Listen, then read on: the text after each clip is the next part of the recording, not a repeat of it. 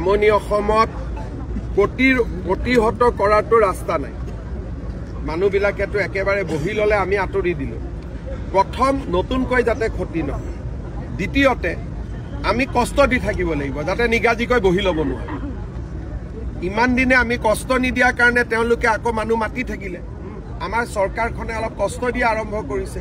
কষ্ট দিলে লাহে লাহে মানুহবোৰ আঁতৰি যাব। এদিনতে চমৎকাৰ নহয়, কিন্তু যদি 15-10 বছৰ কষ্ট দি থাকিব পাৰো তেতিয়া নিজে নিজে আপুনি স্যাৰ কৈছে ন্যায় এটা পাৰ্টিকে ভোট দিব। কাক ভোট দিব ইলেকশ্যনৰ সময়ত তেওঁলোকে সিদ্ধান্ত কৰি থাকিব, কিন্তু তেওঁলোকে ভোটটোত নাভাঙে। আমি ভোটবোৰ ভাঙি থাকো, ইজনক দিওঁ সিজনক দিওঁ। যেনেকে ঘৰত নামঘৰত অলপ অলপ প্ৰসাদ চবকে দিব লাগে, তেনেকে আমিও প্ৰত্যেকটো দলকে একচিংটা ভোট দি দিওঁ, কিন্তু মিয়াই এক জেগাতে ভোট দিয়ে। আৰু সেইকাৰণে তেওঁলোক ৰাজনৈতিকভাৱে আগবাঢ়ি গৈ আছে।